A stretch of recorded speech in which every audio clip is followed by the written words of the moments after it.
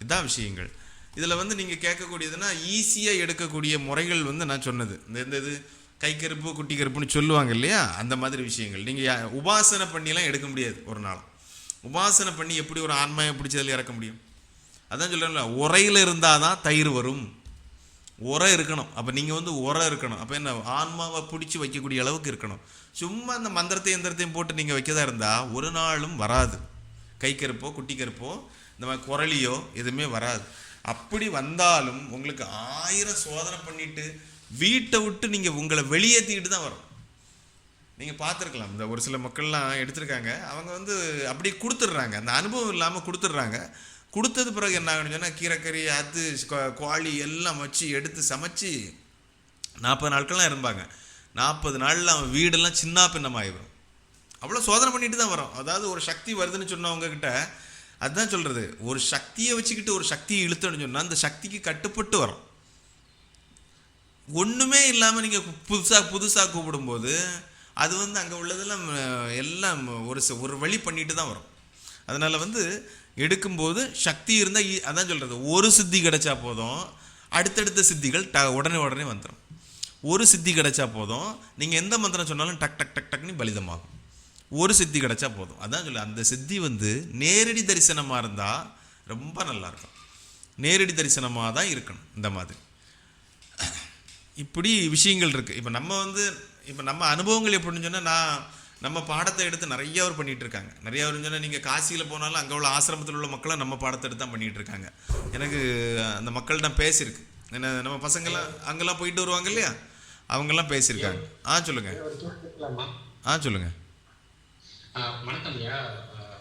நான் கேள்வி கேட்கறதுக்கு முன்னாடி யூடியூப் உங்கள் குரல் வசதிகளை பார்த்து தான் நான் வந்தேன். நான் அவர் நிறைய பேர் சாத்வீகமான முறையில் நீங்கள் சொல்கிற அந்த வழிமுறைகள் என்னுடைய தனிப்பட்ட முறையில் தொழில்முறையாக பண்ணணுன்ற விருப்பம் எனக்கு இல்லை. எனக்கு அந்த மாதிரியும் கிடையாது. அது பயம் இருக்குது எனக்கு. நான் என்னோட தனிப்பட்ட முறையில் ஏதாவது உபயோகமாக இருக்குமா, உங்களுடைய அந்த வழிமுறை செய்யலாமா, செய்யறதுக்கான தகுதி எனக்கு இருக்கா, அது மட்டும் சொல்லிடுங்க. கண்டினியூ பண்ணுறதா இல்லையா நான் முடிவு பண்ணி இருக்கு. நீங்கள் வந்து என்ன பண்ணுங்க, மியூட் பண்ணிடுங்க. கேள்விகள் எல்லாமே கடைசியில் கேளுங்க எல்லாருமே. ஓகே. ஓகே.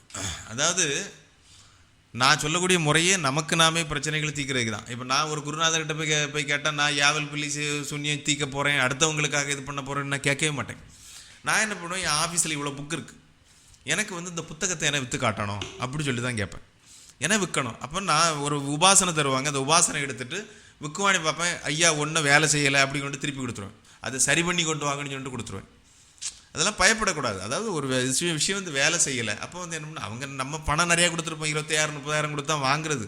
அவங்க மனம் சஞ்சலப்படக்கூடாதுங்கிறதுக்கு அவன் எவ்வளோ நாள் சொன்னாலும் நான் காத்திருப்பேன். ஆனால் அது வந்து அவங்க சொன்ன செயலை வந்து செய்யணும். வந்துடுச்சு. ஆனால் உடம்புலலாம் ஏறும். உடம்புல வந்த உடனே ஒரு 4 தடவை மந்திரம் சொன்னோடனே உடம்புல ஏறும். நான் சொல்லுவேன், இந்த புத்தகத்தை விற்றுட்டு வா, இந்த புத்தகம் எனக்கு இவ்வளோ புத்தகமும் எனக்கு விற்கணும் அப்படின்னு சொல்லிட்டு. நான் இதே போல் ஒரு வேலை நான் செஞ்சுருக்கேன். ஒரு நாளில் 10 புத்தகம் போயிருக்கோம் ஒரே நாள். அது அப்படிப்பட்ட வேலை செஞ்சு. ஆனால் என்ன பண்ணுவாங்கன்னு சொன்னால், அடுத்தவங்க பொருளை வாங்குறது, அவங்க உயிரோடு இல்லாமல் இருக்கும்போது அடுத்தவங்க பொருளை, அவங்க பயன்படுத்தின பொருளை வாங்கினா என்ன ஆகும், அது மறுபடியும் அங்கே படையல் போடும்போது அங்கே போயிடும். நம்ம எவ்வளோதான் படையல் போட்டு வச்சுருந்தாலும் நன்றி விசுவாசம் இல்லாமல் அவர்கிட்ட தான் இருக்கும். அதனால் வந்து அடுத்தவங்க பயன்படுத்தின பொருளை என்றைக்கும் வாங்கக்கூடாது. ஃபஸ்ட்டு அவர் இறந்த பிறகு வாங்கினா கூட அங்கே வழி இல்லையேன்னு சொல்லிட்டு நம்மக்கிட்ட தான் தங்கி ஆகணும். நம்ம சொன்ன வேலையை செய்யும். இது வந்து ஈஸியாக நிறைய வேலைகள் வந்து செய்யும். நான் சொன்னது எல்லாமே இந்த மாதிரி குட்டி அந்த கை கருப்பு, இந்த மாதிரி கருப்பு வித்தைகள், அதுதான் சொல்கிறது. இந்த மாதிரி செஞ்சேன்னு சொன்னால் இது என்ன செய்யணும்னு சொன்னால், ஒரு சில இது சொல்லுவாங்க, கோயிலுக்கெல்லாம் போகாது. அங்கே வந்து குலதெய்வம்லாம் ரொம்ப துடியாக இருந்தால் என்ன செய்யாது, அங்கே உள்ளே போகாது. இந்த மாதிரிலாம் ஒரு சில வேலைகள் உண்டு. அதனால் அது செய்யக்கூடிய முறையை பொறுத்தது, அதை பொறுத்தது. அதே போல் நம்ம முறைகள் எல்லாமே தனக்காக தான் வாங்குமே தவிர அடுத்த ஆளுக்கு அதை செய்யணும் இதை செய்யணும் அப்படி சொல்லிட்டு நான் எந்த வித்தையும் வாங்குறது கிடையாது. அதே போல் நீங்களும் உங்கள் சுயநலத்துக்காக படிங்க. உங்களுக்கு தேவைகள் இருக்கும். எனக்கு வந்து பிஸ்னஸ் இந்த மாதிரி ஆகணும், என் ஆஃபீஸில் வந்து ஒருத்தன் ரொம்ப வில்லங்கம் பண்ணிகிட்டு இருக்கேன், அவனை வந்து நாவடக்கி வைக்கணும், அந்த மாதிரி வித்தைகளை போடுங்க. ஒரு திருநீரில் ஒரு இதை போட்டுட்டு அச்சரத்தை போட்டுட்டு நீங்கள் என்ன பண்ண, அந்த திருநீரை பூசிட்டு போகும்போது என்ன ஆகும், அவன் வந்து பேசவே மாட்டான் உங்ககிட்ட. அப்போ இது வந்து வேலை செய்யுதா அப்படிங்கிறத கூட பண்ணலாம். இதில் பாவமோ புண்ணியமோ எதுவுமே ஒன்றுமே கிடையாது. எல்லாமே அதாவது அந்த வித்தைகள் இருக்குது. நம்ம அதிகப்படியான நேரம் மந்திரங்கள் சொல்கிறோம். அந்த மந்திரங்கள் சொல்கிறதால நமக்கு வந்து அந்த சித்திகள் வந்து கிடைக்குது. அதனால் இதில் எந்த ஒரு மந்திர சித்திகள்லாம் பாவம் ஒன்றுமே கிடையாது. மந்திர சித்தி இதே போல் இன்னொரு விஷயங்கள் இருக்குது. குழாங்கல் கேள்விப்பட்டிருக்கீங்களா? குழாங்கல் வித்தை.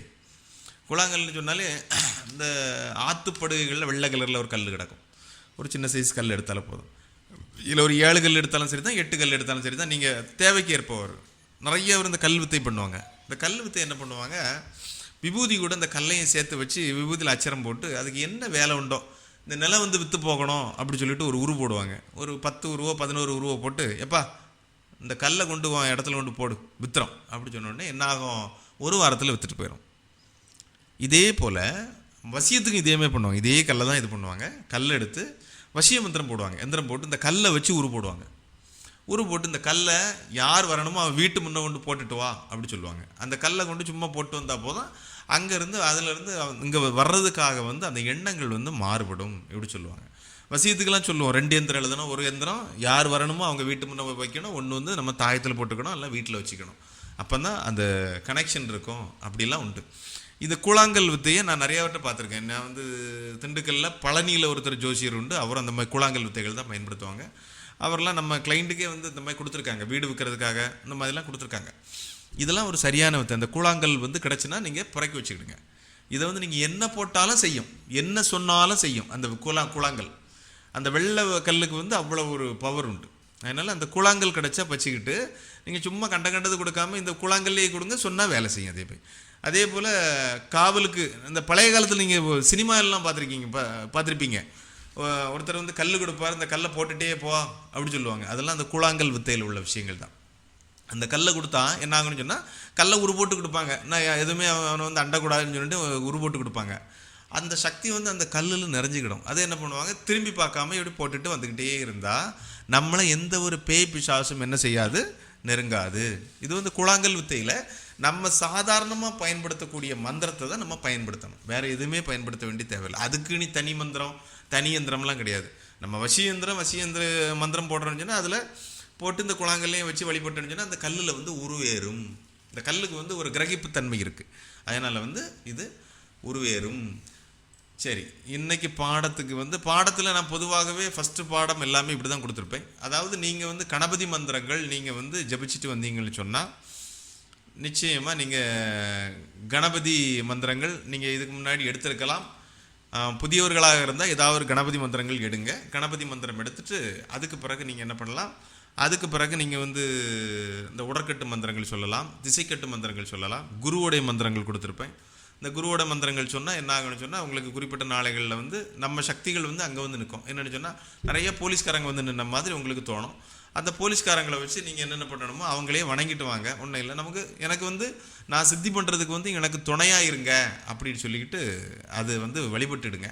அதே போல் உங்களுக்கு சந்தேகங்கள் இருந்தால் அந்த குரு மந்திரத்தை சொல்லி கேளுங்க. சில நேரம் கனவுகளில் வந்து சொல்லுவாங்க, இதை பண்ணு எல்லாம் அவங்ககிட்ட கேளு அப்படிலாம் ஒரு சில வார்த்தைகள் சொல்லுவாங்க. அதை கூட நீங்கள் வந்து பயன்படுத்திக்கலாம். இப்போ இதில் வந்து குருமந்திரம்ங்கிறது அறிவோம் கணபதி முன்னிற்க குருநாதன் வாழ எந்த ஆசாரியார் வாழ எவ்வானை மறந்தாலும் குருவானை மறவேன் குருவிருந்த இடம்தனிலே காவல் இருப்பது அரியேன் அருகிருந்து ஆசாரம் பண்ணுவேன் குரு கூட நடப்பேன் செருப்பெடுப்பேன் என் சிரசு மேலே கொண்டேன் சித்தம்பலமன சிவனை மறவேன் ஓம் காளி ஓம் பிடாரி ஓம் நமோ நம வர வர குருவே முன்னிற்க சுவாஹா சிவா. ஆமாம், இந்த மந்திரத்தை என்ன பண்ணணும்னு சொன்னால் நீங்கள் வந்து ஒரு விளக்க பார்த்து நீங்கள் வந்து படிச்சுட்டு வரலாம். ஏன்னா இது முன்னால் உள்ள மாணவர்களுக்கெல்லாம் இது இருக்கும். 2-3 கிளாஸில் கொடுத்துருப்பேன். அதனால் வந்து இது வந்து விளக்க பார்த்து நீங்கள் உங்கள் இந்த கண்ணு நேர் இந்த விளக்கு இருக்கணும். அதை அப்படி பார்த்து நீங்கள் வந்து குருமந்திரம் சொல்லிட்டு வந்தீங்கன்னா இந்த தீபத்தில் வந்து அந்த குருநாதர் வந்து எங்களுடைய முன்னோர்கள் எல்லாம் நமக்கு நான் எந்தெந்த குருமார்கள்லாம் நினச்சிட்டு இருக்கணும் அந்த குருமார்கள்லாம் வந்து உங்களுக்கு வந்து வழிகாட்டுவாங்க. எல்லாம் உங்களுடைய எது சம்மந்தப்பட்டது, மனம் சார்ந்தது. மனம் எங்கெல்லாம் ட்ராவல் பண்ணோம் எல்லா இடத்துலேருந்து இழுத்து கொண்டு வந்துடும். உங்களுக்கு வித்தை வந்து கொண்டு வரும். அடிப்படைங்கிறது கணபதி தான். ஒருத்தருக்கு வந்து ஆன்மீகம் வரணும், இவருக்கு வந்து பக்தி வரணும், அதுக்கு ஆன்மீகத்தை ஒரு நம்பிக்கை வரணும் அப்படி சொன்னாலே இந்த மூலாதார சக்தி வந்து கிளம்ப வைக்கிறது தான் கணபதி. அதனால் வந்து கணபதியோட மந்திரங்கள் சொல்ல கங் கங் கங் கங்குன்னு சொல்ல என்ன ஆகும், அந்த மூலாதார சக்தி எழும்பின உடனே நமக்கு வந்து ஒரு பற்றுதல் வரும் கடவுள் மேலே. சரி, இந்த நம்ம வந்து கடவுளை கும்பிடணும், இந்த மாதிரி வணங்கணும், இந்த மாதிரி வித்தைகள்லாம் எடுக்கணும் அப்படிங்கிற எண்ணம் வரும். அப்படி எண்ணம் வந்தால் தான் நமக்கு வந்து நம்பிக்கை வரும். அந்த நம்பிக்கையை உருவாக்கின பிறகு நம்ம ஒரு சில காரியங்கள் செஞ்சுன்னு சொன்னால் நம்பிக்கையின் பேரிலேயே நிறைய காரியங்கள் நடக்கும். சொன்ன வார்த்தையெல்லாம் பலிதமாகும். அதனால் ஜோதிடம் கொஞ்சம் தெரிஞ்சிருக்கணும், எல்லாமே கொஞ்சம் தெரிஞ்சிருக்கணும். இது வந்து குருமந்திரம். அடுத்தது வந்து இதை வந்து தொடங்கும்போது வியாழக்கிழமையோ வெள்ளிக்கிழமையோ நீங்கள் வந்து தொடங்கலாம். ஏன்னா நாள்கோள் எதுக்கு பார்க்கணுன்னு சொன்னால் நான் சொன்னேன், ஒரு மந்திரத்தை எடுக்கும்போதோ ஏதோ ஒரு மந்திரங்கள் எடுக்கும்போதோ பார்த்து இது பண்ணுங்கள். எந்தெந்த நாட்களில் முகூர்த்தம் இருக்கோ, சித்தயோக தினமாக இருக்கணும் அன்னைக்கு, அந்த நாட்களில் இது பண்ணுங்கள், அப்படி எடுக்கணும். அதே போல் கிழமை பார்த்து இது பண்ணுங்கள். இது சூலம் பார்த்துக்கிடுங்க, எந்த பக்கம் இருக்கணும், எந்த பக்கத்துக்கு நோக்கி இருக்கக்கூடாது அப்படிங்கிற விஷயம்லாம் பார்க்கணும். நிறைய விஷயங்கள் ஜோதிடமும் மாந்திரீகமும் ஒன்றாக வந்தால் மட்டும்தான் நமக்கு என்ன சேராது, எந்த ஒரு நோய் நொடியும் வராது. ஜோதிடத்தை கொஞ்சமாவது படிச்சுக்கணும். அடிப்படைங்கிறது ஒன்றுமே கிடையாது. ஜோதிடம் மற்றவங்கெல்லாம் ரொம்ப டீப்பாக சொல்லி கொடுத்துருவாங்க, அப்படிலாம் சொல்லக்கூடாது. அடிப்படைங்கிறது 9 கோள், வாரம் 7 நாட்கள். அது வந்து அது கோள் வடிவில் தான். சூரியன்னா ஞாயிற்றுக்கிழமை, திங்கள்னா சந்திரன், செவ்வாய்னா செவ்வாய், புதன்னா புதன், வியாழன்னா குரு, வெள்ளினா சுக்கிரன், சனினா சனி. இதை தான் கண்டுபிடிக்கணும். இது கூட 2 கோளம் இதை மட்டும் ஆட் பண்ணணும். ராகு கேது அப்படிங்கிறது போட்டால் 9 கோள்கள் படிச்சுக்கலாம். 27 நட்சத்திரங்களையும் படித்து வச்சுக்கிடுங்க. 12 ராசியும் படித்து வச்சுக்கிடுங்க. 15 திதியும் படித்து வச்சுக்கிடணும். வளர்பிறை எது தேய்பிறைன்னு கண்டுபிடிக்கணும். திதியை படித்து வைக்கணும். இதெல்லாம் நம்ம மனப்பாடம் பண்ணக்கூடிய பகுதிகள். இதில் வந்து 360 டிகிரி இருக்குது. அதை வந்து 12ஆக பங்கு வைக்கிறாங்க. ஒரு ராசிக்கு 30 டிகிரி. அதுதான் ஒரு மாதம். நீங்கள் கேரளாவில் உள்ள மாதத்தெல்லாம் பார்த்தா மேஷ மாதம், ரிஷப மாதம் அப்படி தான் சொல்லுவாங்க. அப்போ சூரியன் பலம் வரக்கூடிய மாதம் வந்து ஒரு மாதம் 30 நாட்கள், 30 டிகிரி வந்து இதாகுது. இதுதான் பேசிக்கு. இந்த பேசிக்கை மட்டும் படித்து வச்சுட்டாலே போதும். அதுக்கு பிறகு நம்ம தெரிய வேண்டியது என்னென்னு சொன்னால், இந்த 9 வரம் என்னென்ன செய்வாங்க அப்படிங்கிறது தெரிஞ்சுக்கணும். 9 வரம் ஆணுக்கு என்ன செய்வான், பெண்ணுக்கு என்ன செய்வாங்க இப்படிங்கிற விஷயங்கள் ஃபஸ்ட்டு தெரியணும். அதே போல் வயசு சார்ந்து பலன் இருக்கும். முதல் 12 வயசில் என்ன ஆகும், 24 வயசில் என்ன ஆகும், 36 வயசில் என்ன ஆகும் அப்படி சொல்லுவாங்க. அதாவது செவ்வாய் தோஷம்லாம் 50 வயசு வரைக்கும் செவ்வாய் தோஷம் சொல்லிட்டு இருக்காங்க. அப்படிலாம் கிடையாது. வீரியம் இருக்கும்போது தான் செவ்வாய் தோஷம். பழைய காலத்துலலாம் 28 வயசு 32 வயசுக்கு மேலே செவ்வாய் தோஷம் கிடையாதுன்னு சொல்லிடுவாங்க பழைய காலத்தில். இப்போ எதுக்கு எடுத்தாலும் தோஷம் சொல்ல ஆரம்பிச்சிட்டாங்க. எந்த தோஷமும் நீங்கள் எந்த பரிகாரம் பண்ணாலும் கழிய போகிறது கிடையாது. அது உங்கள் உடம்புல இருக்கக்கூடிய சக்தி செவ்வாங்கிறது. அது பிறக்கும்போது அந்த தன்மையோடு பிறந்திருக்கு. அதனால செவ்வாய் வந்து குறிப்பிட்ட வயசு வந்து வீரியமாக இருக்கும். அப்போ தவறான வழிமுறைகளில் போயிடக்கூடாதுங்கிறதுக்காக அந்த வீரியம் வந்து வீட்டில் வந்து திருப்திப்படுத்தாமல் இருந்தால் தவறான வழிமுறையில் போயிடக்கூடாதுங்கிறதுக்காக செவ்வாய் தோஷம். அதே போல் கேது வந்து ஆண்களுக்கு ஒரு விதமாக வேலை செய்யும், பெண்களுக்கு ஒரு விதமாக வேலை செய்யும். அதே போல் ராகுவும் அதே போல் வேலை செய்யும். அப்போது ஆணுக்கும் பெண்ணுக்கும் தனித்தனி பலன் இருக்குது. அதே போல் அது கிரகத்துடைய தன்மையை பார்த்துக்கணும். சரம் தெரியாமல் எவன் இப்போ ஜோதிடம் பார்த்துட்டு இருக்கான். சரம் தெரிஞ்சாதான் ஜோதிடம் பார்க்க முடியும் அப்படின்னு சொல்லுவாங்க. சரம்னா ஒன்றுமே இல்லை, ஆணு பெண்ணு, இதுதான் சரம். அதாவது ஆண் கிரகம் பெண் கிரகம் இதுதான் ஓடுது. ஒரு ஆண் கிரகம் ஒரு பெண் கிரகம், ஒரு ஆண் கிரகம் ஒரு பெண் கிரகம், இதுதான் ஓடிக்கிட்டு இருக்குது. திங்கள்ங்கிறது சந்திரனுங்கிறது பெண்ணு, செவ்வாய்ங்கிறது ஆணு, புதன்கிறது பெண்ணு. அது அலின்னு சொல்லுவாங்க, ஆனால் ஆண் பெண்ணில் தான் சேரும் நம்ம மூச்சு கணக்குப்படி.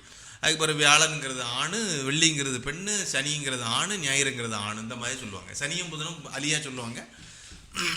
ஆனால் வந்து இது வந்து இதில் வந்து சரக்கணக்கு அப்படி சொல்லுவாங்க. இதுதான் தெரிஞ்சுக்கிடணும். அப்போ ஆணும் பெண்ணும் இந்த 2 ஆண் பெண் சேர்ந்தால் தான் உலக இயக்கமே அப்படி தான் ஓடிக்கிட்டு இருக்கு. அப்போ ஆண்னா சந்திரன் வந்து என்ன செய்யும், அப்போ ஆணுக்கு என்ன செய்யும், பெண்ணுக்கு என்ன செய்யும் அப்படிங்கிறது தனியாக புரிஞ்சுக்கிடணும். இதை புரிய மாட்டேன். அதே போல் வயசு சார்ந்து ராகுவோட தன்மை மாறும். ராகு வந்து அதாவது நான் சொல்லுவேன் தசாபுத்தி. அதாவது இப்போ எல்லாருமே என்ன சொல்லிட்டு இருக்காங்கன்னா கோச்சாரத்தை பார்த்து பலன் சொல்லிட்டு இருக்காங்க. காலகட்டம்ங்கிறது எங்கே நடக்கணும்னு சொன்னால் தசாபுத்தியில் தான் நடக்கு. இந்தந்த தசையில் வந்து இது நடக்கும்பா, இந்தந்த காலகட்டத்தில் இது நடக்குங்கிறது தசையை பார்த்து தான் சொல்ல முடியும்.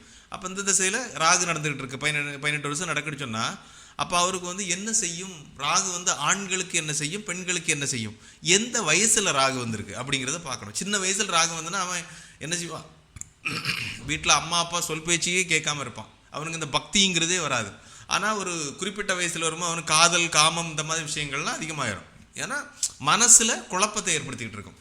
அதுக்கு பிறகு ஒரு கல்யாணம் முடிஞ்சு எடுத்து ஒரு பக்குவமான சமயத்தில் ஒரு ராகு தசை வந்துன்னு சொன்னால் அவனுக்கு அந்த ராகு வந்து ராஜயோகத்தை கொடுக்கும்.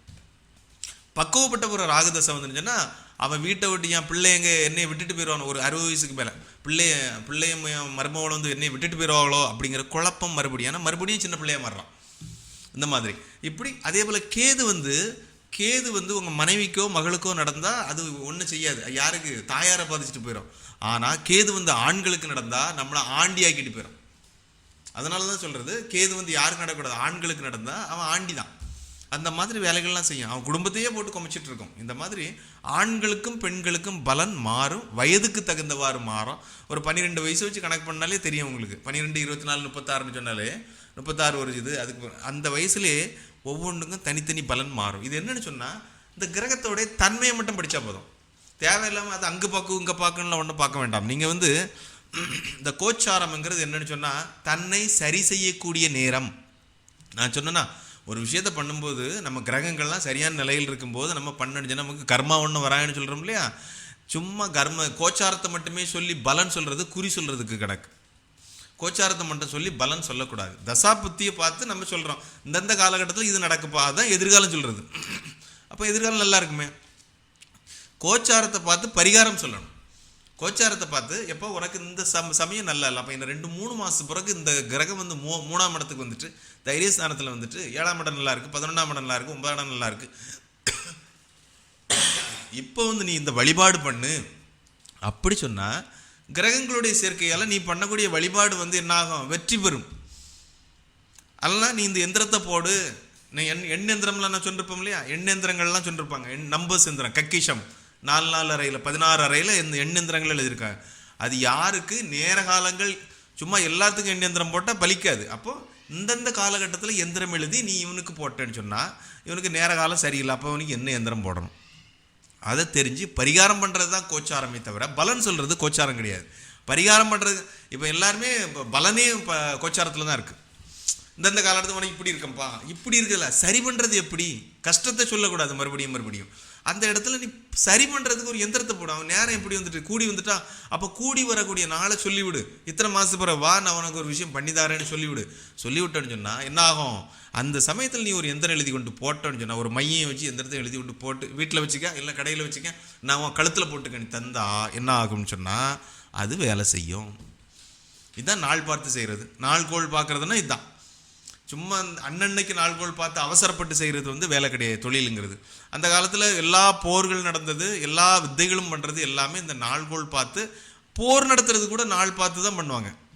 இந்தந்த காலம்தான் சரியான நேரம் போர் நடத்துறதுக்கு, அப்போ தான் நம்ம வெற்றி பெற முடியும். அந்த மாதிரிலாம் நிறைய விஷயங்கள் உண்டு. அந்த காலத்தில் உள்ள கதைகள் எல்லாமே நமக்கு இந்த நாள்கோள்களை தான் அவங்க குறிப்பிடும். நாள்கோள் பார்க்காம எதுவுமே செய்யக்கூடாது அப்படிங்கிற விஷயத்தை இது பண்ணும். அதனால தான் இது ரொம்ப முக்கியம். அடுத்தது வந்து எந்திர சாப நிவர்த்தி. நம்ம எந்திரத்தை வந்து நான் சொல்லியிருக்கேன், எந்திரங்களில் வந்து எல்லா எந்திரத்துலையும் சாபம் இருக்கும். சாபம்னு சொன்னால் உலோகங்கள் 9 உலோகங்கள் என்னன்னு சொன்னால் எல்லாத்துலேயும் சாபங்கள் இருக்கும். யார் கைப்பட்டு என்ன நினச்சிட்டு பட்டாலும் உடனே அது கிரகிச்சு வச்சுக்கிடும். அதனால் வந்து நம்ம அதை என்ன பண்ண போகிறோம், சாபத்தை நிவர்த்தி பண்ணி அந்த சுத்தி பண்ண போகிறோம். சுத்தி பண்ணிக்கிட்டு என்ன பண்ணணும், அதுக்கு பிறகு நம்ம எந்திரங்கள் எழுதுன்னு சொன்னால் நமக்கு என்ன சொல்கிறோமோ அந்த விஷயங்கள் வந்து கரெக்டாக அதில் நிலைச்சி நிற்கும். அதுக்காக தான் இந்த ஆனைமுகனை அனிதினம் ரவேன் அகத்தியர் சாபம் நசினசி, 11 சித்தர் சாபம் நசினசி, தேவர்கள் சாபம் நசினசி, மூவர்கள் சாபம் நசினசி, எவரிட்ட சாபமானாலும் நசினசி, எந்திர சாபம் முழுவதும் நசினசி. இதே வச்சு நீங்கள் என்ன பண்ணலாம், மூலிகை சாபம் முழுவதும் நசினசின்னு சொல்லிட்டு நீங்கள் என்ன பண்ணலாம், மூலிகையும் சாப நிவர்த்தி பண்ணலாம். நான் அதுக்கு தனி மந்திரமும் கொடுத்துருக்கேன், சின்ன மந்திரமாக இருக்கும்.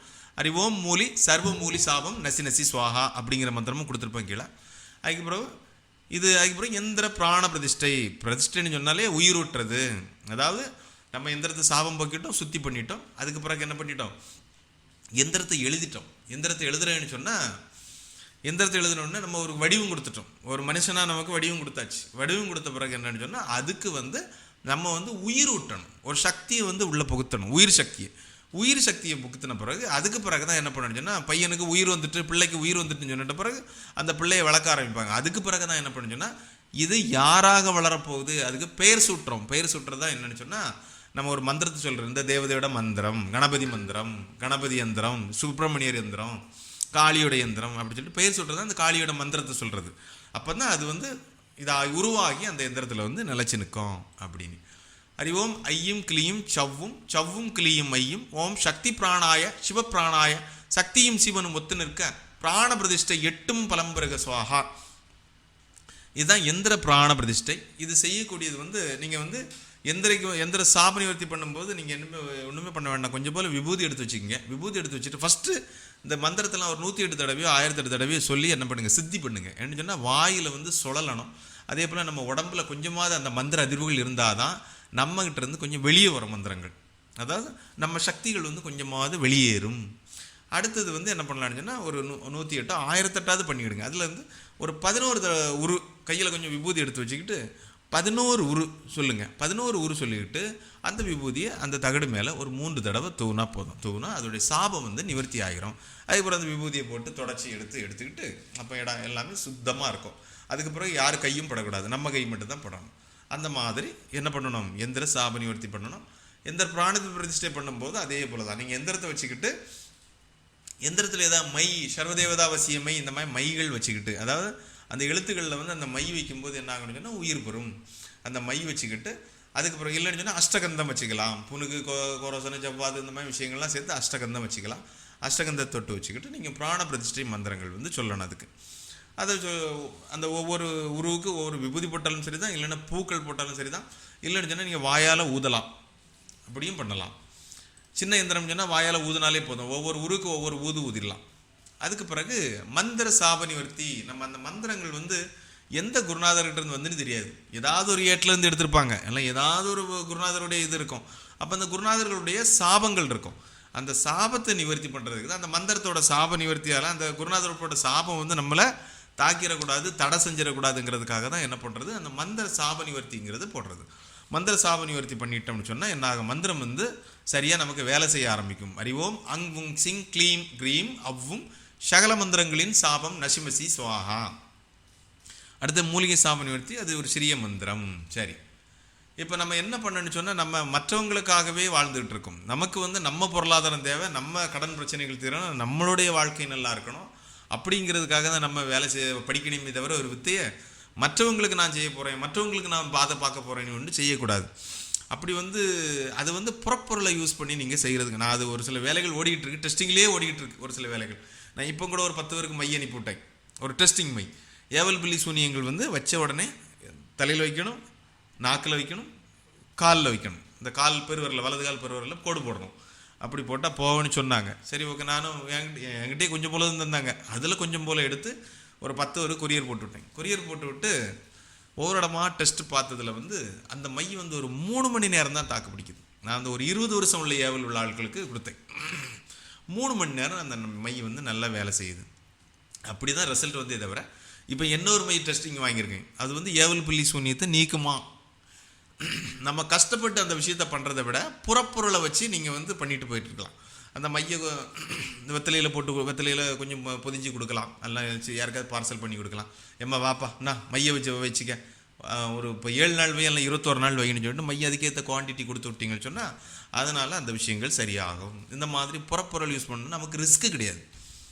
நம்ம வேலையை நம்ம பார்க்கணுமா, மற்றவங்க வேலையை நம்ம பார்த்துக்கிட்டே இருந்தோன்னு சொன்னால் அந்த விஷயங்கள்லாம் சரியாக வராது. நான் அதான் சொல்லியேன், நாள்கோள் பார்த்து நீங்கள் அதுக்கான விஷயங்கள் பண்ணீங்கன்னு சொன்னால் சரியாகும். இந்த புறப்பொருளை யூஸ் பண்ணி கூட பண்ணலாம். நான் இப்போ இந்த என்ன ஒரு மையம் வாங்கியிருக்கேன், நான் திங்கட்கிழமையிலேருந்து கொரியர் போடுவேன். அப்போ அந்த போடும்போது அதிகமான பாதிப்பு உள்ள மக்களுக்கு இந்த மாதிரி போட்டு கொடுக்கும்போது அது அப்படி சரியாயிட்டுன்னு சொன்னால் அந்த மையை மறுபடியும் நம்ம தயாரித்து என்ன பண்ணலாம், அந்த மையை கொடுத்து சரி பண்ணிட்டு போகலாம். தேவையில்லாமல் போய் அதுக்கு 10,000 1,00,000 வேறு அவ்வளோவெல்லாம் போட்டு இது பண்ணி இதே நான் அந்த புறப்பொருள் விஷயத்தில் ஆராய்ச்சி பண்ணும்போது தான் என்ன ஆகுன்னு சொன்னால் மை ஒரு விஷயம் என்ன ஒன்று வந்து இந்த குட்டி குரலி இந்த மாதிரி விஷயங்கள். ஆனால் தப்பான விஷயத்துக்கு பயன்படுத்தாமல் இப்படி ஏவல் பில்லி சூனியங்கள் எடுக்கிற ஒன்றுமே இல்லை. இந்த உச்சி முடி இருக்கு இல்லையா, யார் யாருக்கெல்லாம் பிரச்சனையோ அந்த முடியை பிடுங்கி பார்சல் போட்டு விட்டால் போதும். அது என்ன பண்ணணும்னா அந்த இதுகிட்ட வச்சு இந்த முடி உள்ள ஆளுக்கு வந்து இந்த ஏவல் பில்லி சூனியம் ஏகப்பட்ட பிரச்சனை இருக்குது, இதெல்லாம் சரி பண்ணிட்டு வான்னு சொன்னால் அடுத்த நொடியை போய் சரி பண்ணிட்டு வந்துடும். இது வந்து ஷார்ட்டாக உள்ள இது எல்லாருமே வச்சுருந்தாங்க பழைய காலத்தில். எல்லாருமே பயந்து முன்னெல்லாம் இந்த மாதிரி வேலைகள் வச்சு தான் தபம் பண்ணக்கூடிய முனிவர்களே இந்த மாதிரி விஷயங்களை வச்சு தான் வேலை செஞ்சாங்க. அதுக்கு பிறகு என்னாக அவங்களுக்கு ஞான நிலைக்கு போகும்போது இதெல்லாம் தேவையில்லைன்னு ஒதுக்கி விட்டு போயிடுவாங்க அந்த மாதிரி. அதனால் வந்து இதெல்லாம் நான் புறப்பொருளை சார்ந்து நம்ம ஒரு சில விஷயங்கள் பண்ணலாம், புறப்பொருள் யூஸ் பண்ணலாம். அதை தாயத்து யூஸ் பண்ணிக்கலாம். நான் இப்போ கொடுக்க மையெல்லாம் எல்லாமே அது நம்ம சர்வதேவதாவசிய மை இருக்கு இல்லையா, அதே போல் எல்லா வேலையும் செய்யும். இந்த மையோட பெயர் வந்து பெரிய மை. இந்த மை தான் இந்த வருஷ நாட்டில் குறி சொல்கிறாங்களா, வருஷ நாடு பூசாரி வேறு இன்னொரு இடத்துல குறி சொல்லக்கூடிய விஷயங்கள் சொன்னாங்க. எங்கே புளியரை தென்காசி பக்கம் புளியரை இருக்கு இல்லையா, அங்கேயும் குறி சொல்லக்கூடியவங்க இதே மையை தான் பயன்படுத்துகிறாங்க. நான் அந்த மையை தான் வாங்கினேன், என்னடா அந்த மையில் எவ்வளோ வேலை இருக்குன்னு சொல்லிட்டு. ஆனால் அவங்க பண்ணக்கூடிய விஷயங்கள் எப்படி பண்ணுறாங்கன்னு சொன்னால், கோயிலுக்கு வருவாங்க, வாரந்தோறும் வைப்பாங்க, கொஞ்சம் கொஞ்சம் மையம் கொடுத்துக்கிடுவாங்க, கொஞ்சம் சரியாகுமே தவிர முழுவதுமாக சரியாகலை. முழுவதுமாக சரியான பிறகு தான் நம்பி அந்த விஷயத்தை பண்ண முடியும். இந்த மாதிரி ஒரு சில விஷயங்கள் ஆராய்ச்சியில் ஓடிக்கிட்டு இருக்கு. இப்போ இன்னொரு பையன் காட்டிலேருந்து அனுப்பி விட்ருக்கான். அந்த அனுப்பி விட்டுருக்கு, பார்ப்போம். இந்த மையை வச்சு நம்ம டெஸ்ட் பண்ணி பார்ப்போம். அது சக்ஸஸ் ஆகிடுச்சுன்னா அதில் கொஞ்சம் நிறைய குவான்டிட்டி தயாரிச்சு எல்லாருமே இந்த புறப்பொருளை வச்சுருக்கப்பா என்ன இதை வச்சு. ஏன்னா நான் பார்க்கக்கூடிய முக்கியமான நபர்கள் எல்லாருமே ஏன்னா சின்ன வேலைகளுக்கு வருவாங்க. எச்சி கோளாறு, முச்சந்தில் போய் பயந்துருப்பாங்க, சுடுகாட்டு பக்கம் போயிருப்பாங்க, பயப்பட்டுருப்பாங்க, உடம்பெல்லாம் நடுக்கமாக இருக்கும், காய்ச்சல் வரும். இந்த மாதிரி சின்ன வேலைகளுக்கு தான் மக்கள் போவாங்க. அப்போ இந்த மையை வச்சோடனே டக்குன்னு சரியாயிடும். பரவாயில்ல, சாமியார்கிட்ட போனேன், எல்லாம் சரியாயிடுச்சு அப்படி சொல்லிட்டு அவங்க இன்னொரு ஆள்கிட்ட சொல்லி என்ன ஆகும், இந்த மாதிரி மக்கள் தொழில் பண்ணிகிட்டு இருக்காங்க. ஆனால் தொழிலுங்கிறது அது கிடையாது. தொழில் இந்த மாதிரி நிறைய வேலைகள் இருக்குது, நிறைய முறைகள் இருக்குது. இந்த முறைப்படி நம்ம பண்ணணும்னு சொன்னால் நம்ம வாழ்க்கையே ரொம்ப முன்னேறும். அதுதான் சொல்கிறது. அதுதான் நான் முதல்ல என்ன சொல்லணும்னு சொன்னால், விநாயகர் எடுத்துட்டீங்க, அதுக்கு பிறகு ஏதாவது சித்தரை எடுத்துடுங்க, எல்லாம் குருவை போற்றி வணங்கிடுங்க. அதுக்கு பிறகு பண்ண வேண்டியது அஷ்டலக்ஷ்மி பூஜை. இதுதான் பழைய புத்தகத்தில் உள்ளதான். பழைய புத்தகம்னு சொன்னால் இது எந்த புத்தகத்துலலாம் இருக்குது? பழைய புத்தகம், நீங்கள் நெட்டில் கூட எடுத்துக்கலாம். நீங்கள் பழைய புத்தகத்தில் இந்த அஷ்டலட்சுமி யந்திரம் இருக்குது. அதே மாந்திரிக அரிச்சுவடியில் இருக்குதுன்னு நினைக்கிறேன், இருக்கும் பழைய புத்தகங்களில். இந்த அஷ்டலட்சுமி பூஜை முறைகள் தான் என்னது நிறைய பேர் அனுபவப்பட்டு நல்ல ஒரு நிலையில் இருக்காங்க. நல்ல நிலையில் நமக்கு பணத்தட்டுப்பாடு இல்லாத ஒரு சூழ்நிலையில் இருக்குது. அதனால் நம்ம பணம்ங்கிற விஷயத்தில் மகாலட்சுமி ரொம்ப முக்கியம். அதனால் இந்த அஷ்டலக்ஷ்மி விண்டோ என்ன இருக்கு இல்லையா, இந்த அஷ்டலக்ஷ்மி மந்திரத்தை எடுத்துக்கோங்க. எப்படின்னு சொன்னால், இது வெள்ளிக்கிழமை சுக்கிர ஓரை ஒரு எந்திரம் எழுதும்போது, என்னைக்கு ஒரு எந்திரம் எதுக்கு பிறந்த ஜாதகம் எழுதுறேன்னு சொன்னால், இவன் எந்த நேரத்தில் பிறந்திருக்கான், நல்ல நேரத்தில் பிறந்திருக்கானா இல்லை பீட உள்ள நேரத்தில் பிறந்திருக்கானா அப்படி ஒரு இது பார்க்குறதுக்காக தான். இவனால் நமக்கு அதிர்ஷ்டம் வருமா அப்படி பார்க்கறதுக்காக தான் என்ன இப்போ பண்ணுறாங்க, ஜாதகம்லாம் எழுதி பலன்கள்லாம் பார்ப்பாங்க. அதே போல் நம்ம ஒரு விஷயம் தொடங்கும்போது கரெக்டான சமயத்தில் தொடங்கணும். வெள்ளிக்கிழமையாக இருக்கணும். லக்ஷ்மிக்கு உகந்தது வெள்ளிக்கிழமை. ஏன்னா இதில் ஆண் சக்தி பெண் சக்தின்னு நான் சொன்ன தெரியுமா, இது பெண் சக்திக்கு வெள்ளிக்கிழமை உகந்தது. ஆண் சக்திக்கு என்ன பண்ணலான்னு சொன்னால், ஞாயிற்றுக்கிழமை பார்க்கலாம், வியாழக்கிழமை பார்க்கலாம், செவ்வாய்க்கிழமை அகோர தெய்வங்களுக்கு செவ்வாய்க்கிழமை பார்க்கலாம், சனிக்கிழமை. அதே மாதிரி அந்த நீங்கள் யாகம் பண்ணக்கூடிய மக்கள் சரியான கொஞ்சம் நல்ல தந்திர வித்தைகள் தெரிஞ்ச யாகம் பண்ணக்கூடிய ஆட்களாக இருந்தால், ஆண் தெய்வங்களுக்கு ஆண் நாட்களில் தான் பண்ணுவாங்க யாகம், பெண் தெய்வங்களுக்கு பெண் நாளில் தான் யாகம் பண்ணுவாங்க. அன்னைக்கு தான் பலியும் கொடுப்பாங்க. பலி கொடுக்கக்கூடியது யாகத்தில் கூட இந்த கோழி, ஆடு, என்னெல்லாமோ முயல், புறா இதெல்லாம் பலி கொடுப்பாங்க. இது எல்லாமே அந்த ஆண் தெய்வம் பெண் தெய்வம் அப்படி தனித்தனியாக இருக்குது. அப்போ ஆண் தெய்வத்துக்கு எந்த சமயத்தில் பண்ணணும், பெண் தெய்வத்தில் எந்த சமயத்துக்கு பண்ணணும் அப்படிங்கிற விஷயங்கள்லாம் இருக்குது. அதனால் அதில் தான் திதி இதெல்லாம் பார்ப்பாங்க. ரொம்ப ஆண் திதி எது, பெண் திதி எது அப்படிலாம் பார்ப்பாங்க. அப்படி நிறைய விஷயங்கள் இருக்குது. அதே போல் சரப்போக்கையும் பார்ப்பாங்க, மூச்சு சரம் எந்த பக்கம் ஓடுது. அதே போல் ஒரு பூஜை தொடங்கும்போது நிலமுங்கிற சரத்தில் தான் ஓடணும். பிரிதிவு, அதாவது நம்ம என்ன பண்ணணும், அப்போ என்ன பண்ண, நம்ம இதில் பிராணாயாமம் முடிஞ்சோட்டு சும்மா ஒரு முத்திரையை காட்டிட்டு என்ன பண்ணுறாங்க, பிராணாயாமம் முடிஞ்சுது அப்படி சொல்லிட்டு போகிறாங்க. பிராணாயாமங்கிறது அது இல்லை. இங்கே நடக்கக்கூடிய சரத்தை உடனே இங்கே மாற்றி அமைக்கணும். மாற்றி அமைச்சோன்னு சொன்னால் அப்போ பிரிதிவிங்கிற பூதம் ஓடும். முதல்ல நிலமுங்கிற பூதம் ஓடும் இந்த சரத்தில் ஃபஸ்ட்டு. அப்போ நீங்கள் பூஜை தொடங்குனீங்கன்னு சொன்னால் அந்த பூஜை உங்களுக்கு வெற்றிகரமாக முடியும் அப்படின்னு ஒரு சில கணக்கு உண்டு. அது எல்லாமே அந்த மாதிரி விஷயங்கள் இது பண்ணணும். இந்த அஷ்டலட்சுமி எந்திர எழுதும்போது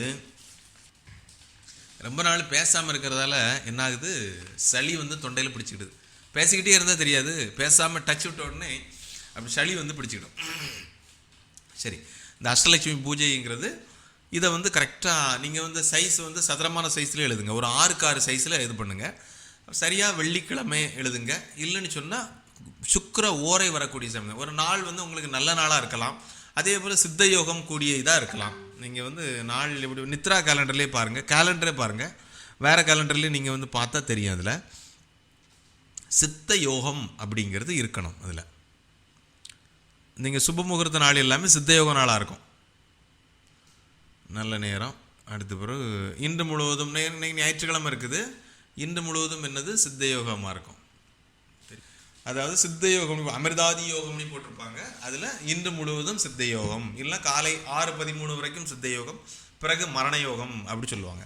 அதாவது ஒருத்தனுக்கு மாரணம் பண்ணணும்னு சொன்னால் சித்த யோகத்தில் நம்ம எந்திரம் எழுதி என்ன பண்ணணும், இது பண்ணணும். அதே போல் மரண யோகத்தில் வேறுபடுங்கணும்.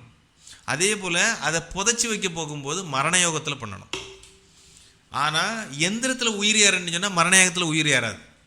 எந்திரத்தில் உயிர் விட்டுன்னு சொன்னால் சித்த யோகத்தில் தான் உயிர் விட்ட முடியும். அதே போல் ஒரு சில விஷயங்கள் பதியன்னு சொன்னால் அது என்னது, சித்த யோகத்தில் தான் பண்ண முடியும். அதே போல் செயல்படுத்துகிறோம் இல்லையா, எங்கே கொண்டு புதைச்சி வைக்கிறோம், அதுக்கான மூலிகை வேறு பிடுங்குறோம், இதெல்லாம் வந்து மரண வேளையில் பிடுங்கலாம், மரண யோகத்தில் பிடுங்கலாம். இதுதான் மரண வேலைன்னு சொல்லியிருப்பாங்க. மரண யோகத்தில் பிடிங்கிட்டு அதை வந்து புதைச்சி அந்த எந்திரத்துக்கூடையே வச்சு உருவேற்றும் போது சித்த யோகத்தில் உருவேற்றணும். அதை கொண்டு சுடுகாட்டில் கொண்டு புதைச்சி வைக்கிறதா, இல்லைன்னா காளி கோயிலில் கொண்டு புதைச்சி வைக்கிறதா, இதெல்லாம் ஏதாவது மூடுகளில் கொண்டு புதைச்சி வைக்கிறதா, அந்த சமயத்தில் என்ன பண்ணணும்னு சொன்னால் மரண யோகத்தில் நீங்கள் என்ன பண்ணணும், புதைச்சி வைக்கணும். நீங்கள் வந்து கேலண்டரில் நீங்கள் பார்த்துக்கிடுங்க. அந்த கேலண்டர்லையும் போட்டிருப்பாங்க அமிர்தாதி யோகங்கள்னு இருக்கும். இல்லை நான் ஒரு சார்ட் என்ன அனுப்புகிறேன், இந்த கிழமையும் இந்த நட்சத்திரமும் சேரும்போது யோகம் வரும் அப்படின்னு சொல்லிட்டு எல்லாமே மேட்சிங் தான். இதுவும் மேட்ச் ஆனால் மட்டும்தான் அந்த நாள் வரும் அப்படிங்கிறது ஜாதகத்தில் துல்லியமாக கொடுத்துருக்காங்க. இதை விட டீப்பாக போனால் தான் உங்களுக்கு அருகன் நிலைன்னு சொல்லுவாங்க. திசை, எந்த திசையில் என்னென்ன இருக்குது அப்படி பார்க்குறது. அவ்வளோலாம் டீப்பாக போகணுன்னா இந்த நிலை பார்த்தாலே போதும். அதே போல் சித்த யோகத்தில் வசியம் சார்ந்த விஷயங்கள்லாம் பண்ணுவாங்க.